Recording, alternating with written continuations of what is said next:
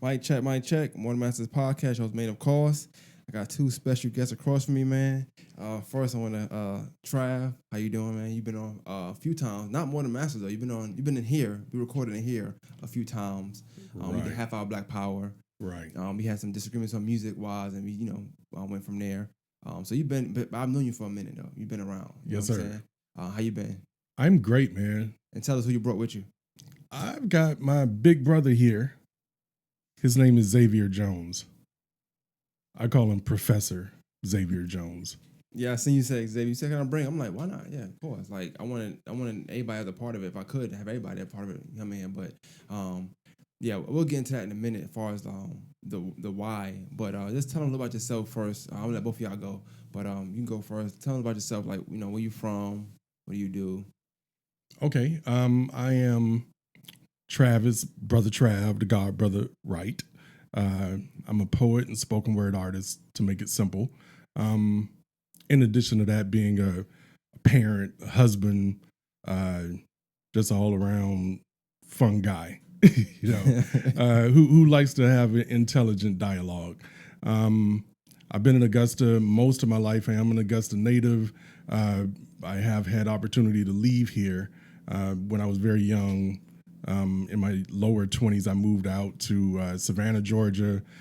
From Savannah, I ended up in Northern Virginia outside of Washington, D.C. And so it was kind of during this period of time that I got exposed to a lot of culture, African-American culture and art and things like that. I'm sorry, in at those what age? travels. What age is this? So now I'm 22, 23, 24, 25, living up in the nation's capital and being exposed to. Would you say the first, I said 21, 22, so would you say the first 20 years, would you consider yourself not cultured, so to speak? You know what? I think I was always cultured in a way, just because I was exposed to a lot. Again, I'd say I was born in Augusta, but then when I was 3 years old, my parents moved to Atlanta. So I spent my first 10 years of my life in Atlanta, where we moved around a lot to different neighborhoods. I lived in predominantly white areas where my sister and I were one of two families, two African-American brothers and sister that in the whole school. So I've been exposed to a lot. But then when it comes to it was the early 90s, early to mid 90s when I was in Savannah and then going up into the DC area. And that was that whole kind of, you remember, I don't even know, you might be too young to remember the mid 90s, but that was the whole movement when you remember it was like everything was like cross colors and, the red, black, and green was kind of popularized that during that era. And so I kind of got on it then. There's a big story as to how I started writing. Unfortunately, me losing the job that took me up there is what led to me writing my very first poem. Then I moved back down home. You say that, right? And I have this conversation a lot with people that lose things or stop doing things. So you're saying you losing something, you kind of gain writing from that, right? So like, oh yeah, I've gained. And you think about where you've been and where writing has taken you. Like, what did you really lose at that point? Right. I didn't. Yeah, because the job, it's more like you found writing. Absolutely.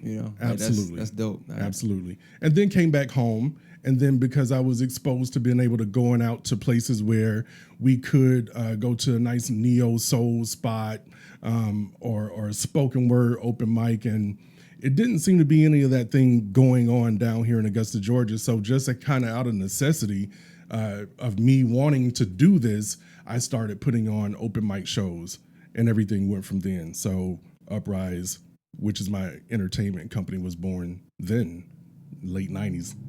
That's dope. I'm not gonna lie. I didn't know that. I would have thought. I guess I know where you graduated from, Glen Hills. If I'm not mistaken. Yes, sir. Right? So I thought you were just from here all your life. You assume everybody just from here all your life, right? But yeah, you moving around. I think that's culture enough. Sometimes I feel like I asked you that question because I assumed that you just been in Augusta all your life, so you moved to DC or we went to DC or wherever up top when you was 20. And I say that because a lot of times when I talk to people that's from here and they only been here all their life, because it's around you, a lot of times you can be oblivious to it, right? And when we talk about stuff later on, it'll make more sense what I'm saying, right? But like the things you talk about, the history that Augusta have, you kind of look over it because in school you're not learning about Augusta history. A lot of times you learn about everywhere else, Right. you know.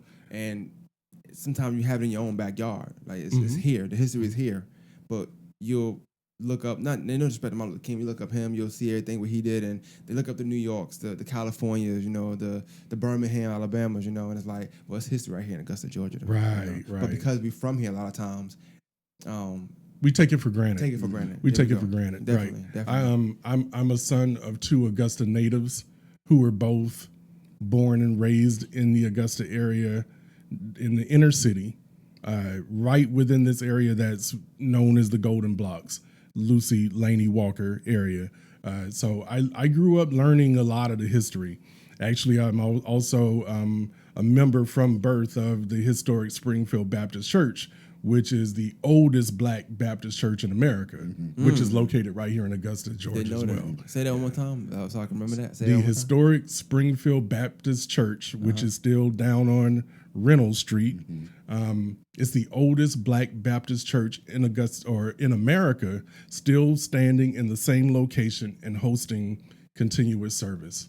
Wow, and it's in Augusta, Georgia. Right here in And I'm pretty Augusta. sure people been here all their life and didn't know that. Sure, See what I'm saying? absolutely. Another thing about Springfield, Morehouse College was founded in the basement of that church. I didn't know that. Yeah. And I like looking up stuff about Morehouse, and I didn't know that. So that's dope. See, it's always history and history. You know what I'm saying? You even telling me, even 5 minutes in, you just telling me just a little about yourself, and I found more about Augusta just from you telling me that. You see what I'm saying? Yeah.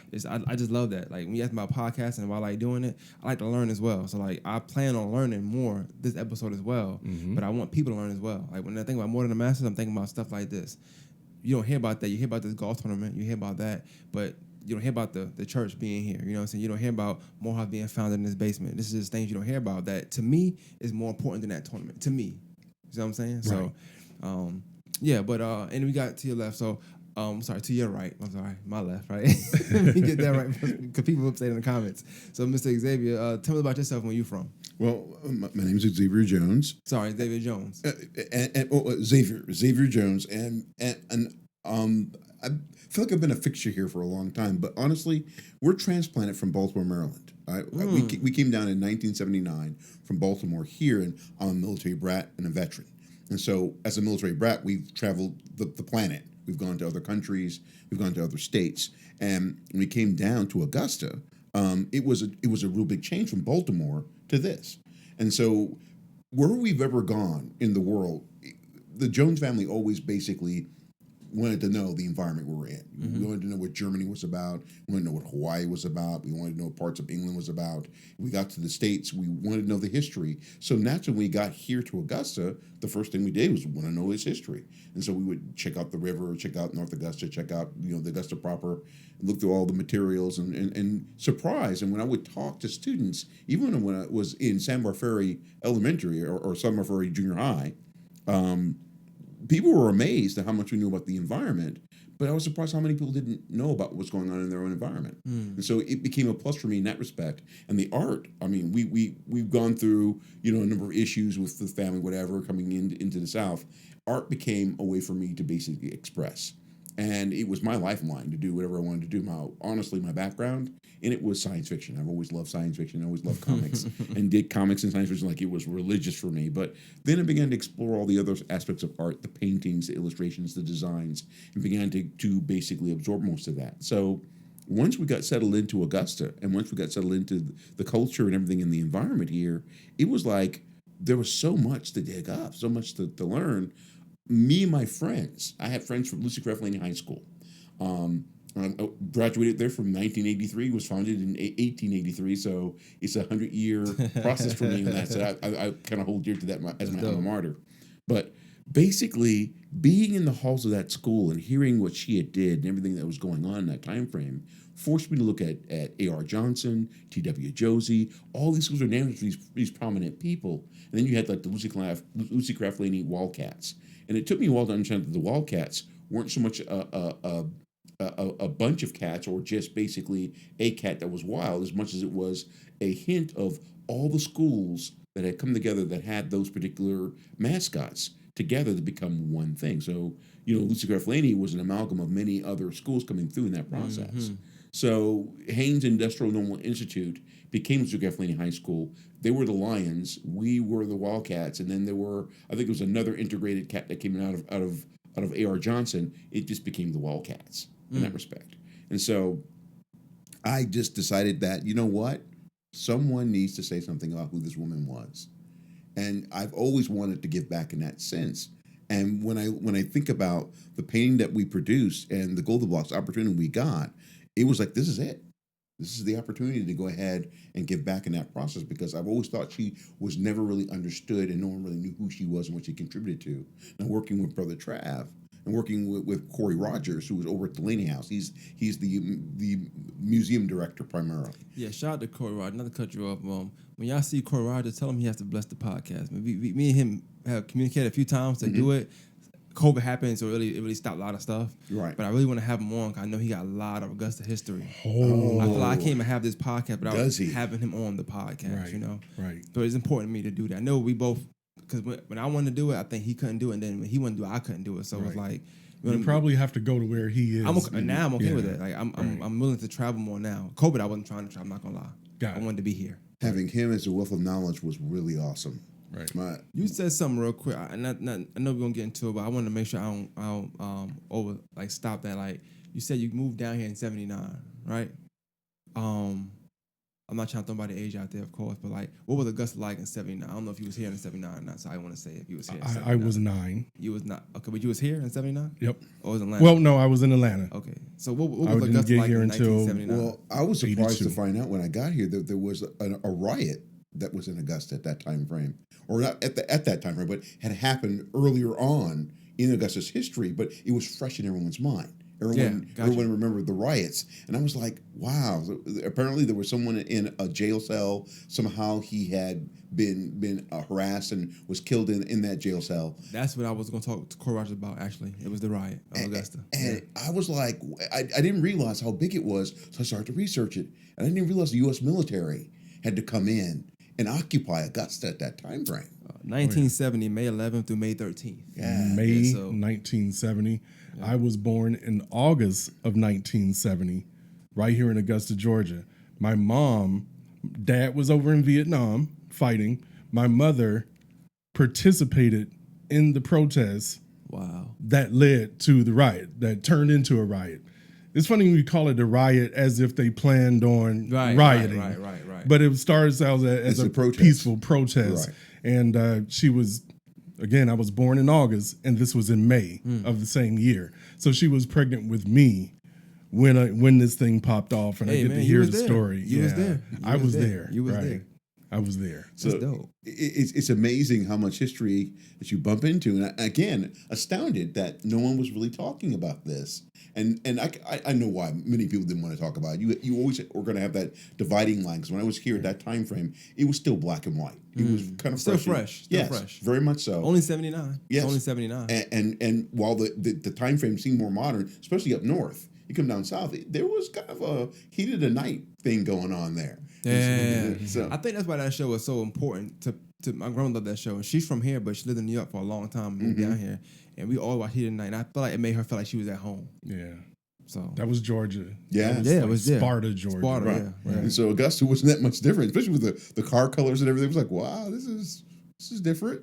So, that's crazy. So it took me a minute to adjust, but once I adjusted and could see the history being just like a treasure, I was like, people need to plug into this. And my art got me through whatever other issues I was dealing with at that part in time. So I managed. When you say issues, right? And I'm only saying this because I wanted to bring this up. So for either one of y'all can answer, but like for art, like what does it serve to you guys, right? I did an episode that's coming out next week with a guy yesterday, and we talking about fatherhood, and we was talking about how sometimes art is that conduit for you to get an experience that you maybe never really feel, but like a movie, for instance, right? Right. I may have never lost a child, but the movie made me feel that based on how the cinematic way it's shot and everything. I'll feel that through that art. That's the conduit that made me feel like to cherish what I have, right? So what is art to y'all? Like, I know to me it's more of a conduit because I don't necessarily do art, but it's conduit to something else. What is it to you guys? You want to go first? Yeah, I'll go first. So the name of my reoccurring poetry show that I've done year after year after year. Sometimes it's a hiatus that could last a year or 2 years, but when it comes back, I kind of go back to that same name. And the title of the show is called Verbal Therapy. And it's because I have the belief that writing, whether it's in a poetic form, whether you're writing a song, whether you're just writing in a journal, it's therapeutic. It's therapeutic twofold. It's therapeutic for you, the writer, because whatever's on you, you're getting it off of you in a constructive manner. And then when read to someone else and they can relate to it because they're going through the same thing possibly, then it could be therapeutic for them as well. So it's a form of therapy for me. That's the way I see it. Another thing that I continually do it for is because I have so many things that's always inside my head, and it allows me to be able to have an avenue to creatively express that to others to where they can kind of understand, and it ends up being food for thought. That's dope. That's my lane. Food for thought. I like that. For me, it was kind of a surprise. My mom was an artist. She wanted to be a Disney artist. She wanted to learn the skill sets, and she got all these books, and she was going to actually apply to Disney. And what ended up happening was she had a large family. She was ex-military. My dad was in special forces at the time frame. He was airborne. He was in Vietnam. And at that point in time, she elected to go into nursing. And then when she went into nursing, she decided to pass her books on to us. And so my older brother, me, and the rest of us will go through these books. But me and my older brother really mastered the artistry from that standpoint. It was exploratory in the beginning as a child. But as I got older, Vietnam was really rough on the family. It was really rough on my dad. He had PTSD, and it caused all kinds of issues and risks with the family. Art was a way to express. Art was a way to take the sting and take the roughness out of that and be able to go ahead and basically just adapt. I could speak through it because I was a shy person in the early days. I didn't speak much. Now you can't shut me up. The art gave me the ability to bridge the gap between those who speak and those who couldn't. What I couldn't say to others, I could express through the work, and it created conversation. I love that. And so I could speak through that process. So I'm always indebted to that whole ability. Right. So your dad was in Vietnam? Yes. And your dad was in Vietnam also. I just realized this just now. Yeah, he said that. I was like, oh wow, both of y'all dad. Right. He actually served under Norman Schwarzkopf and Colin Powell at that time frame. He was with that grouping. They were a military intelligence group out in some part of Vietnam. I can't remember which section. I feel like I heard the name Colin Powell before. I just don't know. General Colin Powell. He just passed. You're black? Yes. Okay, well, that's probably why I know when he's black. But I'm thinking about Clifton Powell, so I'm trying not to think about him. I'm not gonna lie. Pinky from Next Friday.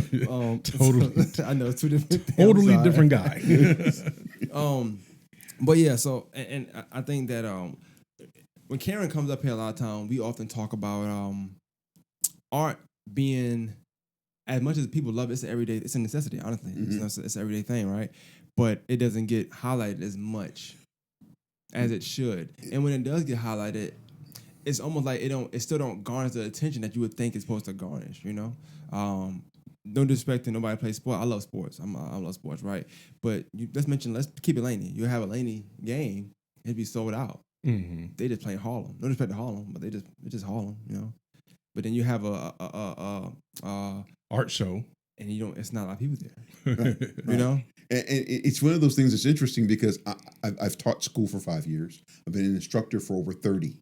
And I work with kids from every walk of life, from the top to the bottom. I work with older folks in the capacity. And the thing that art does for them is it gives them the ability to express. But you're correct. Art has always been a second seat. I mean, even with Leonardo da Vinci, the guy became who he was because he wasn't allowed to go to school because he didn't have a last name. Because he didn't have a last name, he became Leonardo of Vinci. That's why they call him Da Vinci. I didn't know that. And so as a result, he had to learn art on his own from the ground up. He fused science and art together from the ground up on his own to build whatever he built out of that structure, and was accurate 95 to 98% of the time. I mean, the guy built robots back in the day that still can write themselves better than the robots we're building today 500 years ago. Art did that for him. And so when I look back at the power of art and what it can really do for people, it doesn't get the justice it deserves. People will argue whether it's an academic or not. Trust me, there's a lot of academics to art. Lots of it.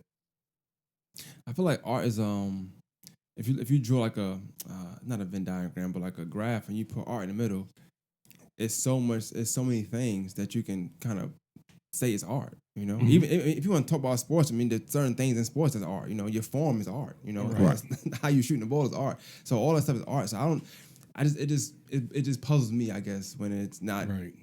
and it's not taken as important. As Yeah, it, as really, it should be. we're oblivious to it because we're surrounded by it. You know what I'm saying? Yeah. Like just the same scenario. You stick to basketball. Look at our uniforms. Look at the mascot. Look at the logo. Somebody had to design that. Yeah. You know, look at our cars that we drive. Just someone had to create. Somebody had to sketch that out Yeah, first.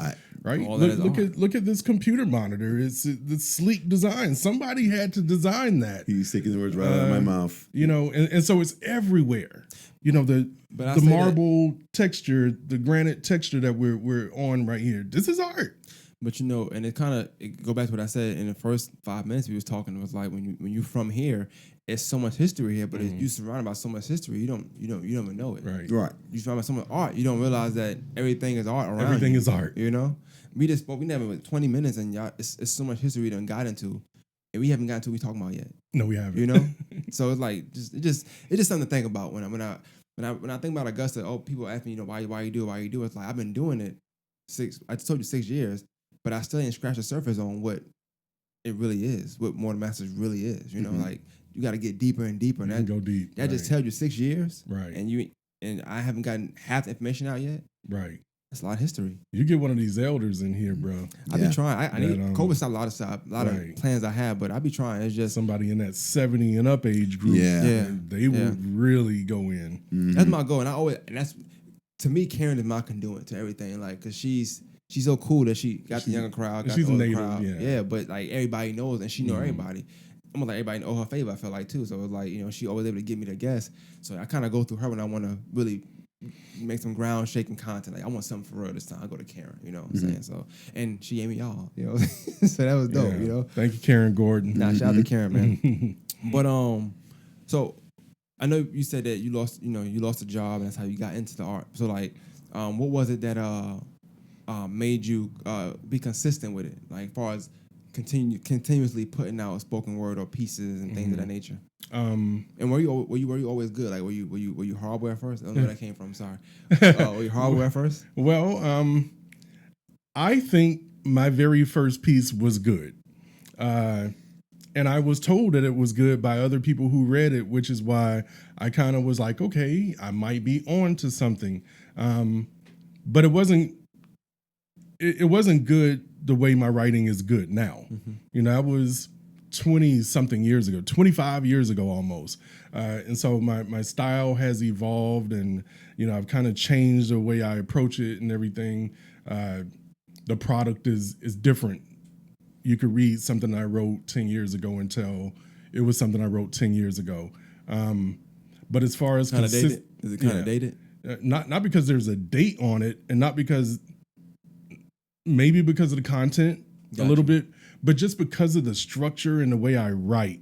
I think I spent the first 20 years trying to find my form, and now I'm comfortable with my form, because when you, it's a negative and a positive being exposed to other artistry, right? Right. Because what you will and kind of find yourself doing unconsciously is comparing yourself to others. And then whoever you see that you think they might be good, then you're going to want to try to emulate them a little bit. You're going to want to try to incorporate some of what it is they're doing into your style. And I found my comfort in cutting that off. Cutting off the trying to make my style like somebody else's style, or trying to like say, here's the mold or the blueprint for a spoken word piece. When you go to the average spoken word show, you hear a flow I'm glad a you certain said that, way and because things like that. when I speak to people, sometime and you do come up, I always say that. I said yo, Trav, his I'm gonna say flow. I'm gonna say his flow is different than what I'm used to hearing. You know, where I think is, and you hang your words sometimes, right? So like, it's a certain cadence you have when you're doing it. I don't know what it is. I can't call it right. You know what it is? What is that called? It's a hip hop inspired poetry. But it's sometimes where I feel like that where it's ending is gonna rhyme here, but then you rhyme the next line. I'm like, okay, he got me. You know what I'm saying? Even just now when I heard the piece, I'm thinking you're gonna rhyme with this, and it's like you rhyme the next one or the next one. So like, not comparing you to this person, but like I remember when Freeway started rapping, that wasn't unheard. It was unheard of for him to rap, say a few things in the middle, and then rhyme with the word he said 10 seconds ago. Mm-hmm. You know, but it just everything just flow together. So it's funny you say that, because I always say you have like a unique style in your spoken word. It's not like everybody else. It's not like you just doing it. You doing it, and but if I think music to me, like it serves as a timestamp for me. Like I always think that. So like my favorite song, I know I always say I don't like Nas. People always say that, right? My favorite song of all time is Nas, If I Were the World, right? But I think it's more so because of that time frame. Me living with my dad, my sister, like us being in the living room watching it. It's like it's a timestamp. So I like the song, it's but a memory. It means something to me, you know? Right. And I think that's the good thing about art. You can't get that a lot of places. Art will do that to you. Art will give you that memory. It will take you right back there. If I ever wanted to forget something, when I play that song, I could see my sister at that age. Mm-hmm. I see my dad at that age. I see me, at that age. So I got it. When I asked you about, the style as far as being dated, not so much dated like it won't hit today, because If I Were the World, it'll still hit today. Mm-hmm. It's just more so like when you hear your old pieces, can you remember that Trav, like the Trav today? Oh yeah, can you remember that Trav now? I can. You see what I'm saying? That's what I definitely can, because I didn't mean dated. I meant just like that, like right. time stamped rather. I would almost beg to say my writing 10, 15 years ago was more rough and harsh. I was going through that mad state, that mad period of time where me as a person, I was mad. I was mad at the world, mad at the way things are. And it came out in my poetry, and I kind of found a way to package the art in which it didn't come out so abrasive, maybe, but still got the point across. And see, I'm saying that's dope, because like you think about it, somebody that wanted to just go back to your work, right? They will in your work, they also see the growth in you. So I guarantee if they seen you at that time and you now, you're different as well too. Like you more rounded. Like you can channel certain emotions within your work as you do as a person, human being right now. So right. I just think, I don't know, art is dope that way. Like even just making that distinction is kind of wild to me. Yeah, that same difference I see in my Facebook posts, right? Yeah. Thank God for the Facebook memories, right? 10 years ago, when I read my memories 10 years ago, I'm like, wow, I said that. Yeah. No wonder my mom would always say, man, you got to filter. And I was like, filter for what? It's a free world, mama.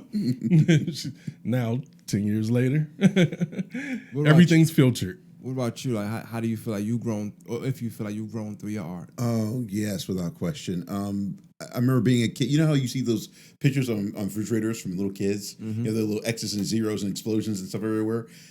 I would have never thought I was going to become an art teacher in the future, but having had that experience looking at what kids are doing now and teaching kids, I now refer to that process as passion-driven iconography.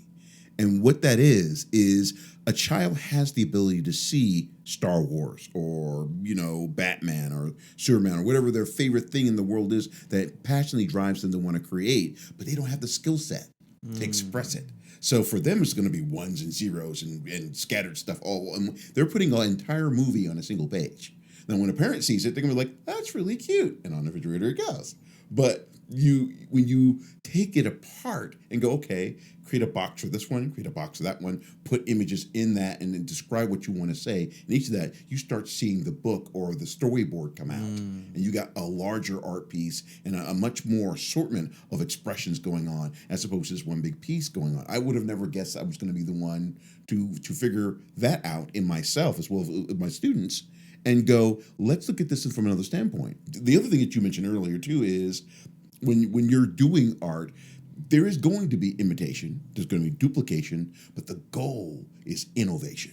People seeing other people's work and being inspired. And then you want to see if you can duplicate it and match it, if not surpass it. Once you surpass it, now you're taking everything you've learned around you, and now you're creating your own thing based on all that knowledge that you've learned, and you're innovating. You're creating something brand spanking new. And I know anybody in art, whether you're speaking or whether you're doing spoken word or you're writing, it's the same thing. You want to go from being the person that duplicates everybody else's stuff to you creating your own stuff and having your own signature on it. Right. I think that's dope too, because and you mentioned like earlier you asked about podcasting and stuff, right? And I feel like there's no rhyme or reason. Like if you however you do it is how you do it. I enjoy people talking and creating art, but this has become an art form if it wasn't already.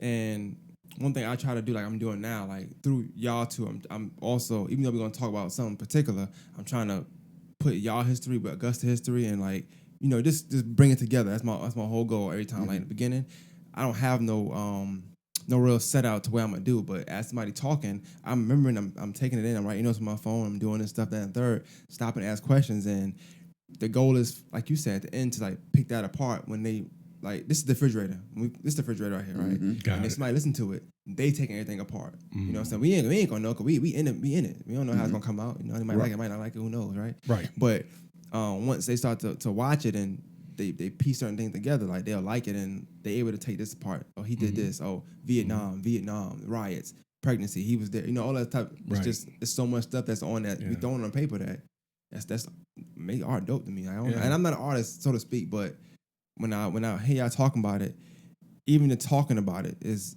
phenomenal to me. Like the breaking down of art is just dope to me. And here's one thing that not a lot of people know about me. Now, I feel like I was born an artist, even though I didn't write my first official poem until I was 26 or 27 years old. I started out as a visual artist. I started out sketching and drawing all the time. From a small kid all the way up, I was accepted to go to Davidson Fine Arts based on my drawing skills. So I did go to Davidson for just 1 year in the 8th grade, took art classes. Even throughout high school at Glen Hills, I took art classes. I always was known to take art classes. I was accepted to go to school at Savannah College of Art and Design. My drawing skill is what got me into that college, right? And so I always drew. And at some point, it's like I switched. It's like I dropped the sketch pad and picked up the notebook. And I kind of wish I didn't let one go to pick up the other. Every now and then, I'll kind of still pick up the sketch pad just to make sure I still got it. But you know what though, like, and I'm using this word probably too much now because I learned it or I heard it in a song. I like to use conduit now. I try to use bigger words so I can, instead of distinction, all that stuff, right? But like that could have been your conduit to spoken word. You drawing, a lot of times, it's so many levels to art that you can be doing one level for a long time, and that is what gets you to that next level. Almost like I'll just use Will Smith. He started rapping, but he ended up being one of the greatest actors of all time. That's right. But would he have ever acted if he didn't rap? Right. You know what I'm saying? Right. So it just that was a good conduit to like get which avenue. Which is my argument about having 5 or 7 skill sets that you don't realize. You said that, yeah. And so I'm hearing what he's saying, but here's the thing I'm finding very interesting about what he's saying and what you're bringing up is that I went to SCAD, and I went to Davidson before it became the magnet school. I was at Davidson before it was a magnet school and after it became a magnet school. And I was a student 8 there for 4 years. So I taught after school classes there, and odds are I probably crossed your path, didn't realize I crossed your path. But we've had this thing where we've been crossing each other's paths throughout most of our life. We don't realize we're even doing it, and so I'm just hearing this. I'm like, oh, okay, that's news. I didn't know that. That's dope. So let's get into the project. So like the Golden Block. Let's talk about that first before we talk about the project, right? Describe to me what the Golden Blocks. This sounds nice. It sounds like a good album. Not gonna lie. It sounds like a good time. What is the Golden Blocks though? Well, if I may throw this in, one of the things that Corey Rogers mentioned that's very interesting is that people hear, Oklahoma, Tulsa, Oklahoma, and the Black Wall Street. we tend to see that one thing. And mind you, most Caucasian people didn't even know that even existed until they saw it in a TV show on HBO. And they saw it for the first time and they were surprised to see it. I would say most black people too. Yeah, and so I have to agree that most people did not realize it existed. And so there's this consensus that there's only this one event when there was over 140 different communities that were in the same position. And we were one of them. And so a good chunk of them were either in riots or were massacred in the process. And we were the luckiest ones, one of the blessed communities that basically thrived right into the 70s. And so we wanted to be a part of this project because this needs to be known, not just us. This is great because we're American history like any other history is. Right. But we also want people to understand too that there were other enclaves just like ours. And they didn't get a chance to get the opportunity to expand as we did. Gotcha. Right. So when you say project, so maybe we kind of like give it some background. Augusta, Georgia is the Arts Council. Like if you're in Augusta, if you've been here, if you've been through Augusta, you start to notice that there's a lot of art appearing throughout the city. Especially you go downtown, you'll see murals, you'll see statues, sculptures, things like this. And so it's all part of an initiative to beautify and make our city richer through art. And so the Greater Augusta Arts Council, along with the Lucy Craft Laney Museum and is it the Housing and Urban Development? Yes. What they did was they put together a program and said, hey, we're going to we got some government grant money and we're going to get some artists and we're going to pay them a stipend to create art for our city. That's also going to reflect the rich history in this particular Lucy Laney Walker Boulevard corridor, which is also known loosely as the Golden Blocks. Okay. And so there was a group of basically it was like a call that they put out to the public for artists to be able to apply. And however many people applied, they chose a certain number of winners. There was a phase one, and those people have already created their art. If you go downtown into that Golden Blocks area now, you will see the art that they created. And then a few months later, they put out a phase two. And phase two, Golden Blocks, is what Xavier and I won that. Won. But yeah, we won because it was a contest that was put out to the public. I think I heard it was probably like 30 entrants. Some of them out of state and some of them from other places. And what you had to do was submit an application showing your artistic background, artistic bio, samples of your work, and you would pitch the idea of what you would want to put on display. Gotcha. Right? This is a story that we got to tell. So no, I'm interested. This is dope. I didn't know that. Right. And so I wasn't aware of the call that was out there. It happened to be a Friday. My wife is surfing through social media, and she reads the invitation for, the applications to do the Golden Blocks project. And she reads it to me, and then she's like, Trav, I think you should submit an application for this. And so I go, well, it's for something visual, though. They're wanting to put something on display. I'm a spoken word artist. So she said, well, that's kind of like for them to figure out. I think you should just apply. Well, one of the criteria for you to apply, this was a Friday. The deadline was that following Monday. This thing was out there for a couple of months. Pressure. I know, right. We discovered it on the Friday before the Monday that it was due. And one of the criteria that you had to have in order to apply was that you had to visit the Lucy Laney Museum recently because they had a certain display that they needed us to go see, right? Picked up the phone. I know Corey Rogers personally.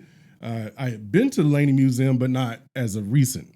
And so this is in the middle of COVID because this is 2001, right? And Corey says, well, we got limited, capacity to 2021. I'm sorry. 2000. Right. You're staying corrected. 2021. And He said, they're very limited capacity because, you know, COVID and we got to have social distancing and you got to wear a mask and everything. We've got room for one more person on Sunday's tour. Give it to me.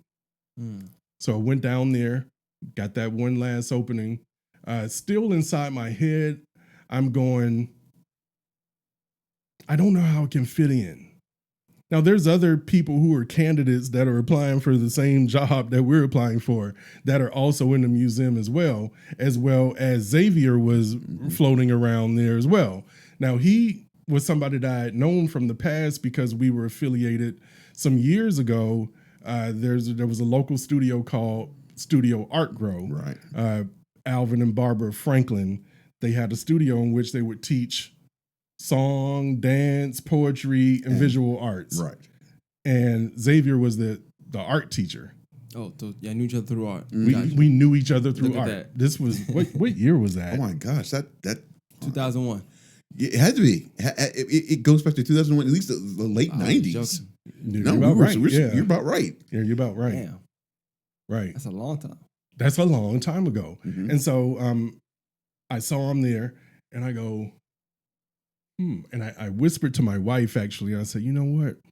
I know that guy right there. He's a painter. I think if I pull him to the side, maybe we can pitch our idea together as one. He would paint the mural, and I would be able to write a poem that describes the painting. Pitched it to Xavier right there on the spot. He was like, cool. We did it. They said, yeah, y'all can apply as one. And we got permission to be able to do it. We applied on that Monday, got it in, and we got in. That's we got dope. chosen. We got selected. It was shocking because, you know, I was going through some of the same things he was going through. I had applied late. I had gotten an email from a friend of mine, Roger Brown, and then my mom and sister got wind of it, and they were like, getting me to think about going in. And honestly, I was like, I've been out of the art thing for a while. COVID had taken over everything. I wasn't sure I was going to be able to do it, so I cobbled together this crisp, really cool looking sketch.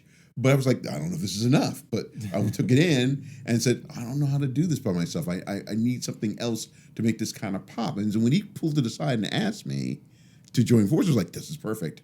Because now I can get the spoken word component and get this to work together. No one's ever really done it before. It's a new thing. And so how will we do it? How will we couple it together? Well, if we do this together, they will basically give us what we need to do to get this taken care of. Our chances of winning would be a little bit higher than usual. Mm-hmm. So I was like, yeah, let's do it. Because I wasn't sure what I was going to be able to do. I needed inspiration. Like both of y'all was in the same boat. Yeah, Right. we were completely in the same boat. And you see how we like kind of like self-sabotage ourselves? Yeah, definitely. That's a lesson in there because everybody does it, right? You probably I do do it all the time, yeah. Right. It's like, no, I'm not going to be able to, I'm not good enough. Nah, I'm not bright enough. I'm not talented enough. I'm not tall enough. I'm not big enough. I remember all that. Right. All of that. And we build these own roadblocks for our own selves. Yeah. And thank God we have people in our lives around us that believe in us and the talent that we possess. That's like, no, I think you're good enough. Right. You should apply. It just was dope that, y'all met each other or, I guess reconnected Well, at a time when y'all both kind of needed each other as well. We feel like it was kind of like preordained. I was going to say that word, ordained. Yeah. Definitely, yeah. Definitely was. That's dope. That's dope. And I think that, too, even talking to her, I would never have guessed that. I'm telling what I assumed, because I just assume things, right? So I assumed that you just painted, so they said, let's get him. You from here, so let's get him. And that's furthest from what it was. Right. Yeah, after they had to go through a process, right? Mm-hmm. 30 or 40 applicants that were just as talented, if not more. More so. Right. And these are guys from like North Carolina, from Atlanta. They're from all over. Answering the call. Yeah. Even local, but also local. Too. And probably prepared, have more time to prepare than y'all. They probably been doing it for months or weeks ahead of time. Right. Preparing for that particular minute. thing. And but we I were always like, feel like, I don't know Johnny come lately. I don't know how y'all feel if it's an art thing, but I always feel like last minute, like crunch time is a great time. Oh, man. I don't know why. I just feel like crunch time It's has always been a great blessing time. and a curse for me. Well, I feel like for me, and there's always the plan to want to do things ahead of schedule and be on time and be timely. There's always that. But I always find that sometimes you end up with either artist block or you end up with something that stifles your capability. But when you get down to those last few hours, Right. all of a sudden your brain just opens up and you're like, I gotta do stuff. And you just start doing things that would not normally be the normal things, but that's where your most creative things come from. You know, it's funny because you say it like it go both ways. Because you say you self-sabotage because it's late, this, that, and third, right? But at the same time, if you did it in advance, I do feel like you start creating these errors, like, oh, this don't look right, or this not right. Start trying to fix stuff. Or you start like doubting yourself, like somebody's gonna do this, somebody else gonna do this, somebody's gonna do this. Like it's not good enough. Crunch time is like it's so little room for error that like you just put together what you like and like your greatest ideas is coming. And you learn to let go of it and go, okay. Yeah, like hey, it's what it is. We have that. So yeah. My biggest one of the biggest nemesis of mine is procrastination. I've suffered from it most of my life. Is it safe to say that procrastination and art go hand in hand? Oh yes, without question. I don't think I ever heard an artist say they don't procrastinate. This is true. I think being a teacher, you know, I have to be careful about the word procrastination because not everyone's in the same boat. But I do know that there are different things blocking people from what they're going to do. And artists come with a lot of issues. I mean, some medical, some mental, some emotional, and we don't know what those things are blocking methods are. But yes, there's going to be a procrastination structure that will slow you to what you're going to do for one reason or another. But I find it's also part of the process. The key is getting past it enough to produce and be timely as best you can. That's dope to say because I know a lot of people that I would consider artists because of what they do, and it's an art form what they do. And one of their biggest things is procrastination. They feel like they procrastinate, they self-sabotage. There's not time in the day. It's like, y'all, they throw these hurdles in front of themselves for no reason sometimes. Just, I don't know what it is. I don't know if that's a process or what, but they throw it in front of themselves. I can't do it because of this. Because this is like, yeah, you still got time. Just 25 minutes, you need. Right. There is no go greater... lock in real quick. Yeah. There's pressure. It is. And there's no greater competitor than yourself. I mean, you can compete with anybody you want, but at the end of the day, you are your biggest competitor. It's pressure. Dope. I remember when I was in school, they would give us 2 weeks to write a term paper or an essay. I would wait till 2 days. I feel like that's the test. That's what it is. School got to start doing that. Yeah, Just tell me it's doing a couple days. I'm not going to start in that first. But I'm telling you right now. You're right. At first, I'm gonna look at the. All right. Not right now. 2 days, and I started doing research. And I would and it would be a good product. I was like, okay, I made a C. I made a C plus. You know what I'm saying? My parents' thing would be, well, imagine if you used a whole 2 week period to research and take your time and structure it right. The C could have been an A, and I'm like, well, I'm straight with a C plus. Hey man. And having been a teacher, we had a program called All Kinds of Minds, and that is that not every student processes work the same way. Some students are meticulous. They can sit down and go through the whole testing process, the whole notation, annotations, and everything, write it all down, and be ready to go. Others have other things blocking them or messing with them to be able to produce, but they can produce. Matter of fact, sometimes they're the most brilliant students. And so getting them to figure out a process they can produce with is the issue. So I see procrastination not so much as a problem as it may be a symptom of something that may be bigger or lesser depending on what they're dealing with. Wow. That's a good way to look at it. I'm hoping anybody that do art look at this and see it that way, because I think sometimes people be down on themselves for procrastinating, but it's so healthy. It's common to do, you know? Right. To where it might be healthy, rather. But when you talk about procrastinating and being able to, the crunch time, being able to still see it out, like for y'all pieces, the mural, the spoken word piece, like how we able to come about with that? Because before we started, I got to see it and look at it, right? And like the piece is amazing. You know what I'm saying? Did have to do a lot of studying. It was a lot of information in that piece. We were glad to have Corey. Corey was like the bomb. Shout out to Corey, man. Yeah, definitely. Having him as a source of information and photos. I mean, he gave us access to archives that you couldn't get your hands on any place else. Because I got to be honest, if you're going to Google something or try to find something on your own on a computer, there's going to either be a paywall or you're going to get like this really emaciated JPEG you're going to be dealing with. Whereas Corey has these actual photos, actual breaking down history right there in front of you. And you're like, wow, I didn't know it was all that. Well, I know typically we started with you, but let me start with you with the mural, right? So, like, what was your mindset going into creating this mural? We were given a set of parameters to think about educators, and I picked up the first three. There was really three. It was Lucy Craft Laney, C.T. Walker, and Silas X. Floyd were the big three. Real quick, I want you to finish. I just want to say because.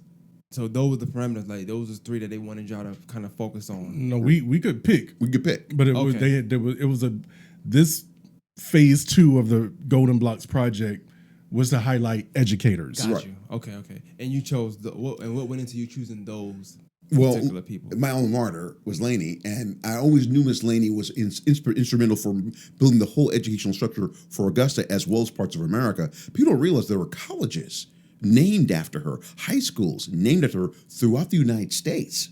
That's how prolific she was with her ability to pass on education throughout the United States. So she was a cornerstone to all this. This might be a dumb moment I have, right? But when I moved down here, and don't laugh, please, but when somebody was like, Laney's playing tonight, Laney's playing, it's a basketball game, right? Only thing I've heard Laney was Michael Jordan. He went to Laney High School. Mm-hmm. So I said, Mike Jordan play here? He said, no, that's North Carolina. I was like, okay.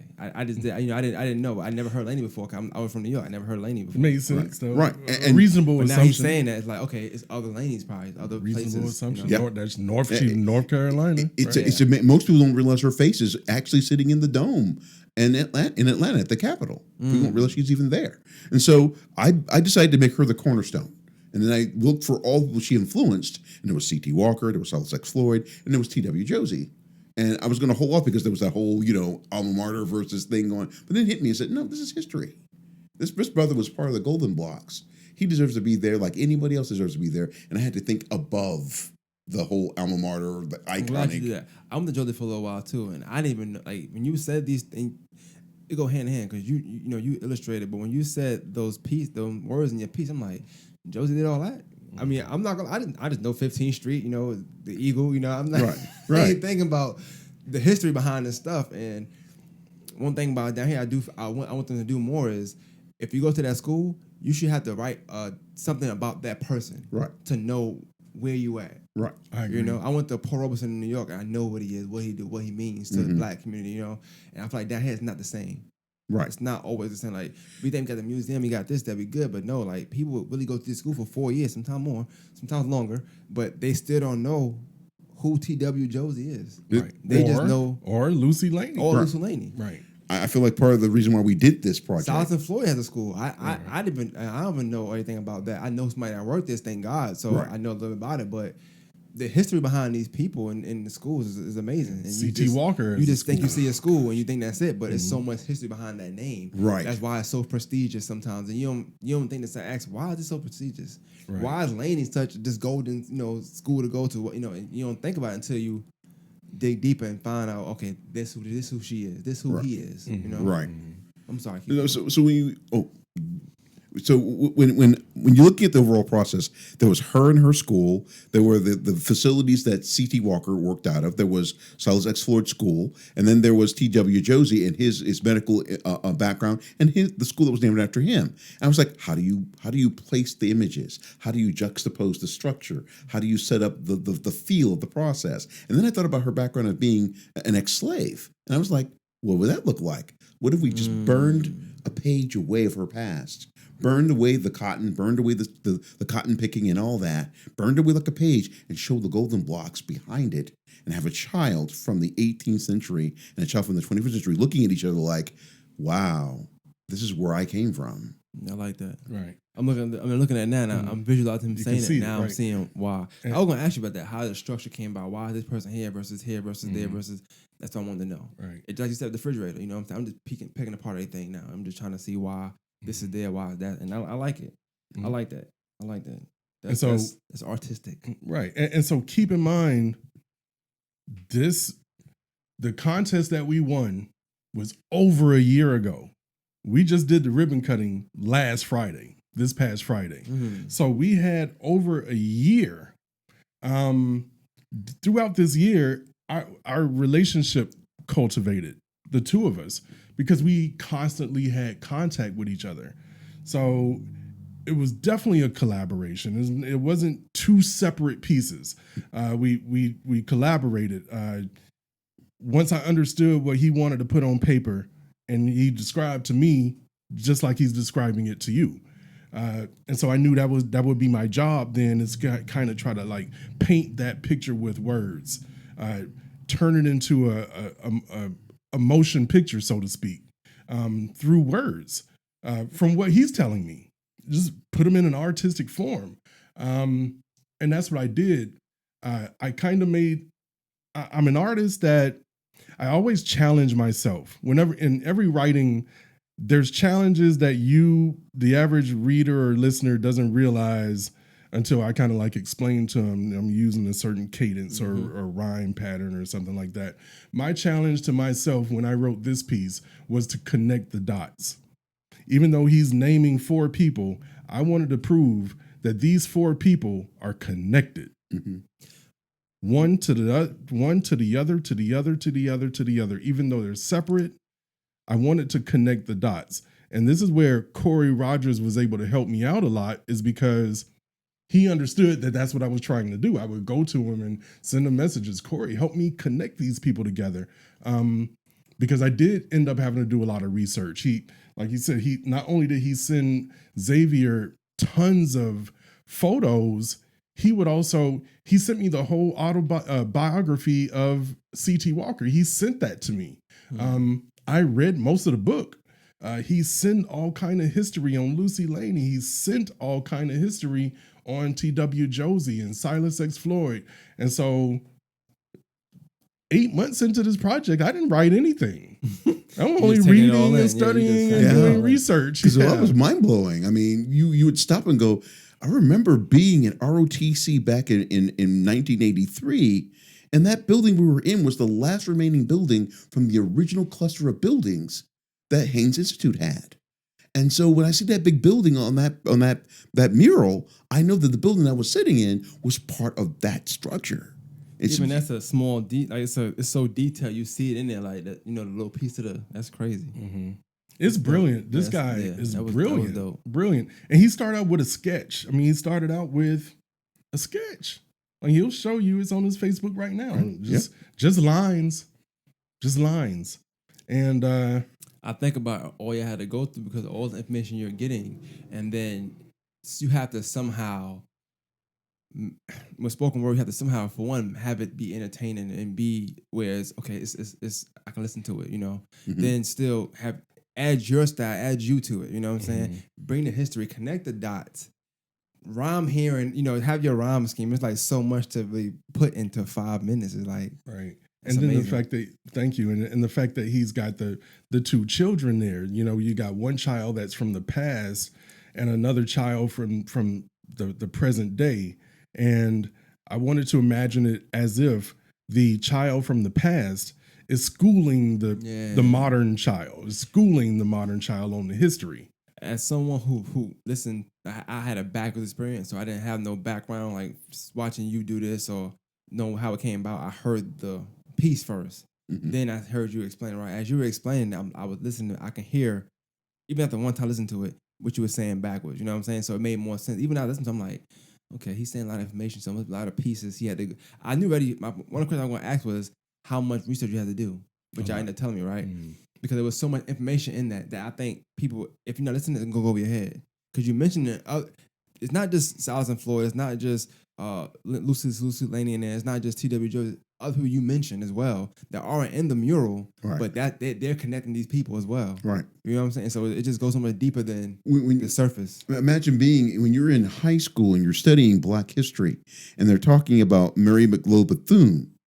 She's always been this lofty, Malcolm X, Martin Luther King person in the entourage of these really well known. But then you find out that Lucy Craft Laney taught her. Thing, yeah.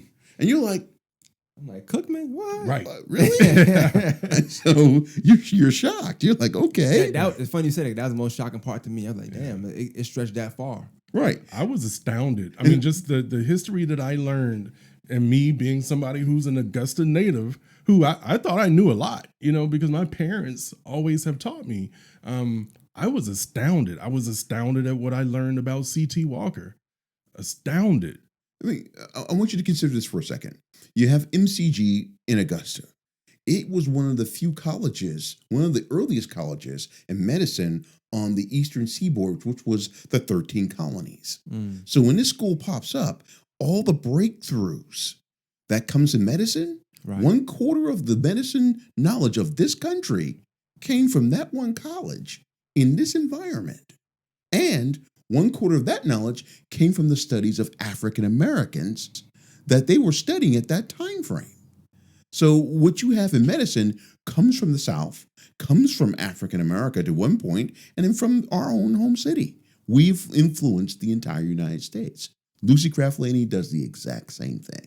She's American history, and we don't even realize it. I feel like we got a lot of information in this, and I think the dopest thing is like as even just explaining the mural, the piece, even that just this part we got right here is even more information being brought into it, right? So I'm not saying I know y'all did this because y'all wanted to do it, y'all artists, y'all wanted to be around it, not even be a part of history, but just it helps that you are part of history, right?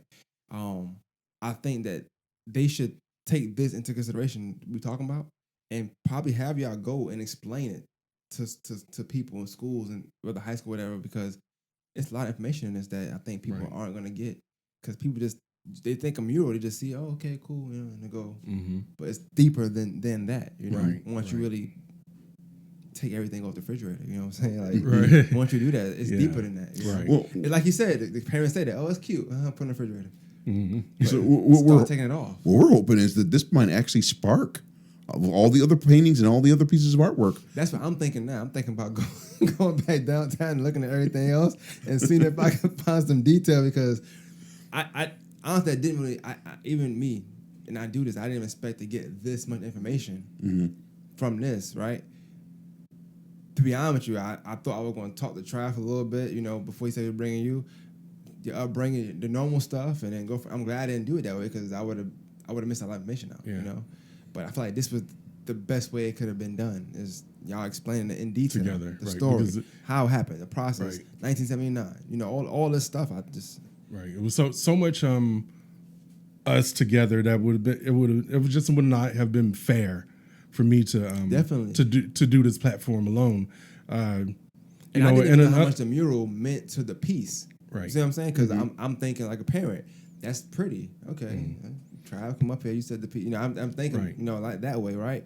But and I'm glad you made that reference because as you start talking, y'all start talking and we breaking down art, it just makes sense that like I couldn't even have you up here without him, or vice versa. It don't make sense. And so there's another piece to the artistic composition, and that's the music that you heard on that recording. And so there's a musical friend of mine. His name is Travis Shaw. He's the leader of a band that's called Brownstown Gritty right now. Travis Shaw is a bassist. So I like his style. I like the way he's able to creatively express himself with the bass guitar. So I went to him with the idea, planning on paying him for whatever services he would provide. Travis Shaw, who is just happens to be Caucasian, he was astounded by me telling him what it is that we were doing, and very honored to even possibly be a part of it. Right. And so what he said was, you know what, we're trying to it's a new band. They're a relatively new band, so we're trying to still build our portfolio as a band. We would love to be able to do this for you as a favor for us.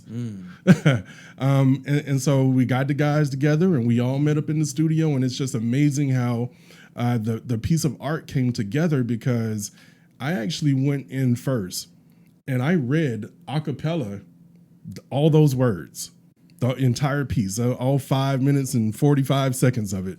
I read it, and then I read it and it was recorded. And then the drummer was there. And so they played it back into the headphones of the drummer first. And as he's listening to it, he's drumming. As he's hearing me talk, he's drumming. It's just him, and he's hearing my voice in his ears, and he's drumming. So he lays down his drum part. So then there's a keyboardist, TJ. So this Christian Thornton's the drummer. TJ is the keyboard, the piano player. So, okay, TJ's like, okay, what kind of sounds do you want?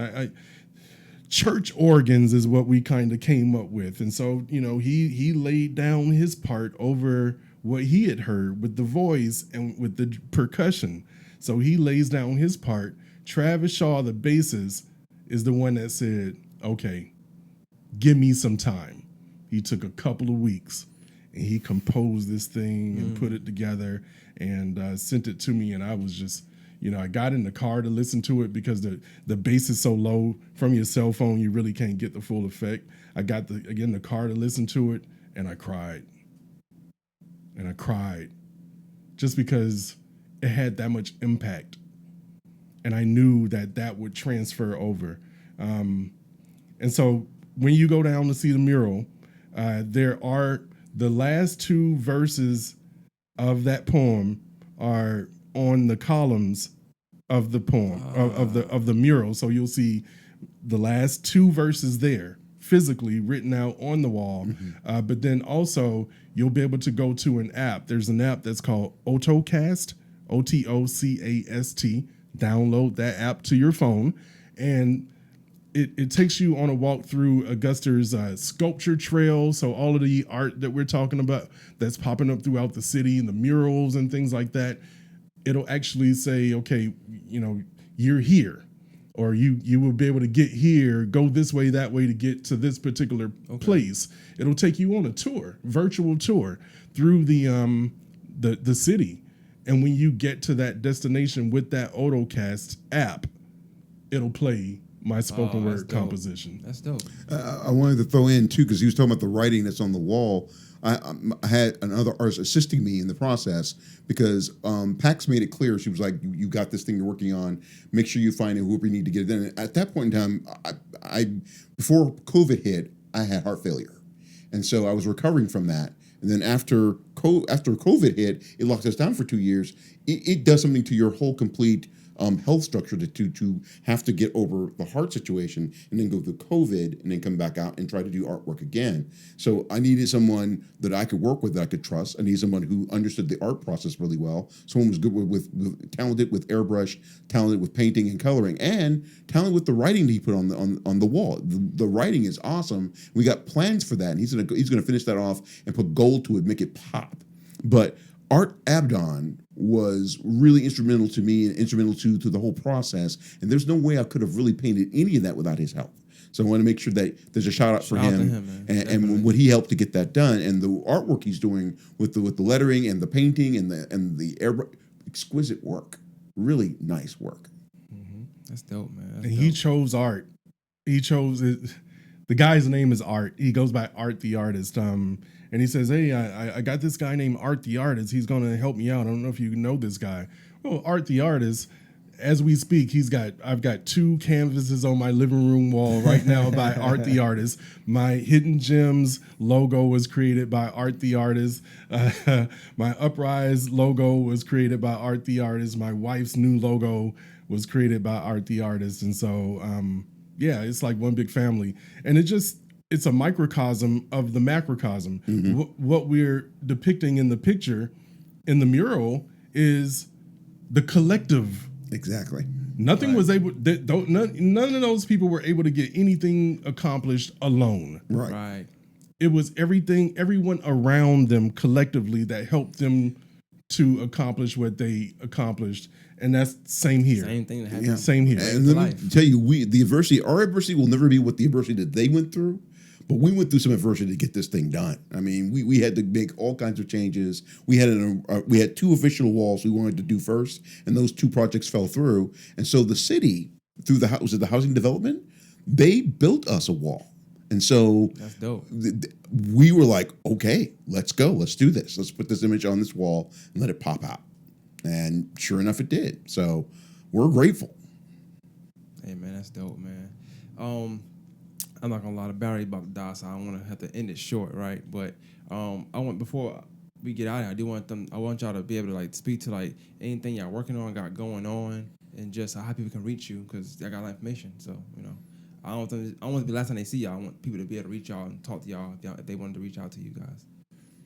Oh, well, I'm going to be working on a number of projects in the nearby future, a couple of books and designs, also artworks for the Golden Blocks as well. I'm going to put out like a little coloring book of all the greats that were there in that particular block structure.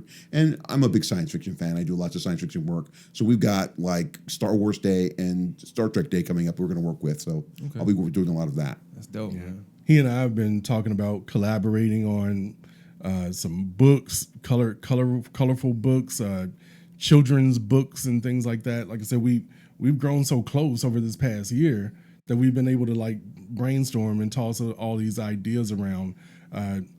So in order to follow me, pretty easy to follow. I've kind of gotten to that point now, Maine, where I can just say Google me. You pretty much there. BROTHA space TRAV, Brother Trav. Google me. Put that in there, and you'll see a lot. So there's lots of stuff out there, and I never really know what's next. I kind of just take it as it comes. Right now, putting a lot of work into the Brother Trav Presents Hidden Gems radio show and podcast. So Brother Trav Presents Hidden Gems. Look that up. We come on every Sunday on Around Here Radio. Download the app between 2 and 4 p.m. Eastern Standard Time. It's all kind of music, eclectic music, stimulating conversation, cool music for cool people. It's my radio show. And then there's a podcast that's a spinoff from the radio show that's broadcast every Tuesday. And it's on the Anchor app and also Spotify. Yep. Hidden Gems Focus Sessions is what we call that. Okay, that's dope, man. I like focus sessions though. I like you reviewing music and stuff like that. It'd be dope. They're here in the morning. Yeah, appreciate it. Nah, that's dope, man. This was dope. Even just talking to y'all and getting a lot of information I got. My goal is to try to put it out as soon as possible because now I'm itching to put it out, like to edit and get it out. So my goal is to try to be tomorrow if possible. But wow, we'll see. You're not going to get any sleep. Nah, I'm gonna sleep. Trust me, I'm good. I ain't got to work tomorrow either, so it's all good. But this was dope, man. Yeah, Trav, I'm gonna get with you in a minute so we can do the other thing we gotta do.